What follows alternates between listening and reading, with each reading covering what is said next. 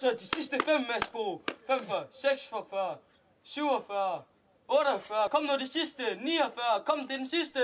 50. Work hard, play hard, work hard, play hard. Work hard, play hard, work hard, play hard. Work, work, work, work, work, work, work, work. Diamonds all on my ring, nigga. Gold watches, gold chain, nigga. 100,000 champagne, nigga. Yeah, my money insane, nigga. Yeah, I'm making it rain, nigga. But I was just on a plane, nigga. Buying gear, flying here. Fuck what you heard, it's my time of year.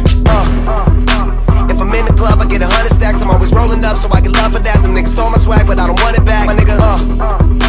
I was on this, but now I'm on to that. You see it in my closet, for it's on the rack. Was out there in Hawaii, now I'm going back, my nigga. I got so much money, I should start a bank. So much paper right in front of me, it's hard to think. Buy so many bottles, it's gonna be hard to drink. But I'm still pulling up, and my family here, and they rolling up. So the bigger the bill, the harder you ball. Well, I'm throwing mine, cause my money long. The quicker you're here, the faster you go. That's why where I come from, the only that I knew when my heart was blinded by you. Have kissed your lips and held your head, shared your dreams and shared your bed. I know you well, I know your smell. I've been addicted to you. Goodbye, my lover. Goodbye, my friend. You have been the one. The faster you go, that's why where I come from, the only thing we know is the bigger the bill, the harder you ball. Well, I'm throwing mine, cause my money long. The quicker you're here, the faster you go. That's why where I come from, the only thing we know is Play hard, work hard, play hard. Work hard, play hard, work hard, play hard. Work, work, work, work, work, work, work, work. Hop your pretty ass up in this fucking car. Bitch, I'm out this world, girl, you know I'm a star. Used to buy rounds, but now we buy the bar. Last year they had to ask, now they know who we are. Ball shit, walk in the building, I own shit. You can tell by who I'm on the phone with.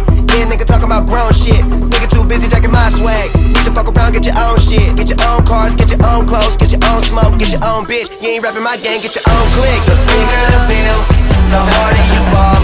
Well, I'm throwing mine, cause my money long. The quicker you're here.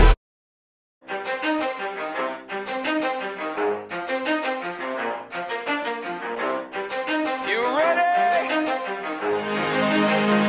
Let's go. Yeah. For those of you that want to know what we're all about, it's like this, y'all. This is 10% luck, 20% skill, 15% concentrated power of will, 5% pleasure, 50% pain, and 100% reason to remember the name.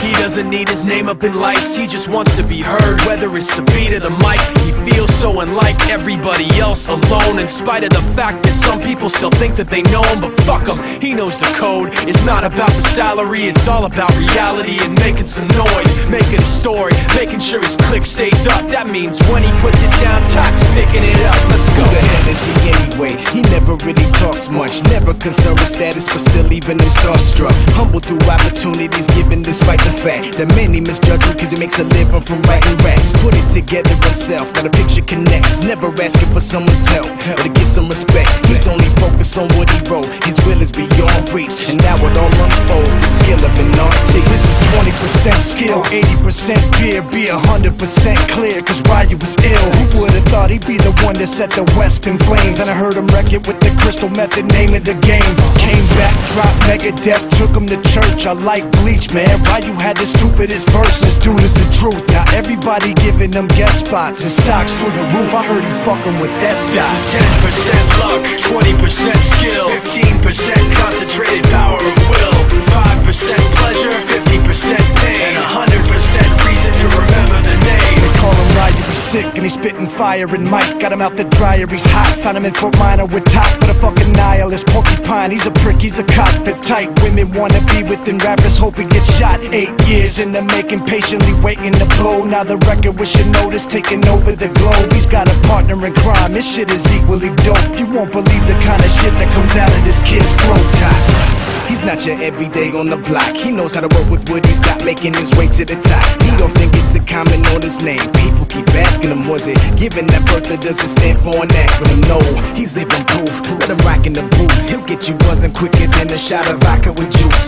Him and his crew are known around as one of the best, dedicated to what they do and give 100%. Forget Mike, nobody really knows how or why he works so hard. It seems like he's never got time, because he writes every note and he writes every line. And I've seen him at work when that light goes on in his mind. It's like a design is written in his head every time, before he even touches a key or speaks in a rhyme. And those motherfuckers he runs with, the kids that he signed, ridiculous, without even trying. How do they do it? This is 10% luck, 20% skill, 15% concentrated power of will, 5% pleasure, 50% pain, and 100% reason to remember the name. This is 10%. Hvornår startede du til fodbold? Jeg var 3 år, dengang jeg startede i Skjold Sæby. Og dengang jeg blev professionel, der var jeg 21 år. Har du altid været bedre end dine kammerater? Jeg ved ikke, om jeg altid har været bedre end mine kammerater, men jeg har været på den måde, jeg har haft en fightervilje. Hvor jeg vidste, hvad jeg ville og hvor langt jeg ville komme. Og det mål, det satte mig sådan lidt efter lidt, så derfor det var det, jeg kom længere på end mine kammerater. Og havde du mange trænere i alle dine klubber? Eller var det bare en? Jamen altså, vi havde jo, men tænker man jo, hvad skal man sige, juniorspiller, der havde man en træner, så når ældre du blev, så fik du, spillede du angreb, så fik du en angrebstræner, eller var der spillede i forsvar, så fik jeg en forsvarstræner. Så, men jeg var så heldigvis en, det lå i mit spil, at jeg kan spille alle pladser. Så det var det, der ligesom min fordel. Jeg kunne både spille angreb, men jeg kunne også spille forsvarsspil. Og hvad med dine penge? Efter du har stoppet, var det så sådan, at du kunne leve lidt videre på det, eller skulle du på arbejde lige efter? Eller? Nej, det skal jeg ikke. Så dengang jeg var færdig med at spille, der gik 2 år for nu hvad vælger og prøve forskellige ting. Men det er vigtigt, at hvis man sætter sig et mål, man gerne vil være professionel fodboldspiller, at man har en uddannelse, man falder tilbage på. Og det ser man selvfølgelig ikke som, når man er 18 år, og så sidder man og tænker på, at jeg skal bare professionel fodboldspiller, så går det fint. Jeg var så heldig, at mit knæ det blev smadret, og det var selvfølgelig det, der var et udslag på, at så skulle jeg til at finde ud af, hvad ville jeg så. Og derfor gik jeg i et par år, inden jeg fandt ud af, hvad jeg ville. Hvor mange klubber har du spillet for? Og... Jamen altså, siden jeg var ungdomsspiller, eller siden jeg var professionel? Siden du er professionel? Ja, der spillede jeg for AGF, og jeg spillede for OB, og spillede i Italien, i Foggia, og en klub, der hed Salernitana. Og hvad er det dyreste, du blev solgt for? Jamen altså, jeg blev solgt for AGF til Italien, blev solgt for 5,7 millioner. De rente tal, de blev aldrig offentliggjort. Og kunne du mærke presset, da du kom til Italien for så mange penge? Jeg kunne mærke et stort pres. Altså, når man trænede dernede, så var der altid en 300-500 tilskuere, så man kunne mærke presset hele tiden, det var der. Men det var også fedt at prøve, selvom når presset det er der. Var træning og så? Jamen altså, det var forskelligt jo på, hvordan han træner. Altså opstarten, det var vanvittigt hårdt. Jeg selv prøvet den. Vi har den fysiske træning, så løb omkring banen. Det var bare den ene af dem om dagen, vi havde. Så havde vi en anden lidt senere på eftermiddagen. Hvordan var du som spiller? Altså, jeg har i hvert fald ikke hørt om dig før jeg kom. Jamen, hvordan var jeg som spiller? Jeg var en, hvad skal man sige, en hård hund, som gik ind og taklede igennem. Men også en spiller, som han havde godt humør hver gang jeg skulle spille, og det kom jeg langt på. Jamen, var det sådan, du var i medierne og sådan noget? Det har jeg også hørt, ja. Nå, det er bare fordi, man har ikke hørt om. Ja, men det er fordi, at det var sgu også regnet med, at jeg stoppede for 12 år siden, ikke? Der var du ikke så gammel. Nej. Så det har noget at sige, altså jeg har vundet pokalfinalen i dag her i Danmark, ikke? Været med til, så jeg har vundet guld, og jeg har vundet sølv og bronze i Superligaen. Jeg har spillet, dengang nu er han jo gammel, nu jeg spillede så Augo, han var ung spiller, dengang jeg spillede. Der var han ikke på holdet. I dag spiller han jo på OB. Hvad med Stig Tøften? Stig Tøften spiller jeg sammen med også, jo. Han spillede sammen med AGF. Augo spillede sammen med OB. Michael Silverbauer spillede sammen med OB, men der var de ikke andet nogle knejder. Nå, okay. Og hvordan, det sidste spørgsmål det lyder, hvordan synes du fodbolden har udviklet sig? Fodbolden er udviklet sig på, at helt anderledes, dengang jeg spillede. Altså, lige nu der man spiller meget hurtigere spil. Altså, det er meget mere taktisk.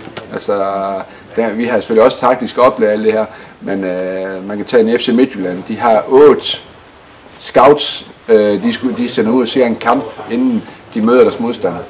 Det vil sige, der er en, der holder øje med målmanden, der er en, der holder øje med deres, eller 2, der holder øje med deres forsvar, der er 2, der holder øje med deres midtbane, og 2, der holder øje med deres angriber. Og når der er så mange, der begynder lige pludselig at træne og komme ind, og der er selvfølgelig Glenn Riderholm, som jeg kender, og min gode kammerat Brian Priske, som jeg spiller sammen med i OB også, som siger, der er jo meget taktisk i det. Utrolig meget. Yes. Det var tak for i dag. Selv tak.